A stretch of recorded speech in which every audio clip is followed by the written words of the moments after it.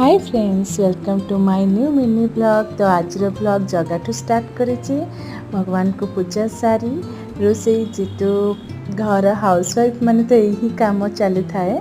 तो रोषेई रे आज भात डाली थिला आउ कलरा भाजी देती आ मो टे बीटरूट सालाड। एटा केवल मु ही खाए, आम घर आउ केही खाते।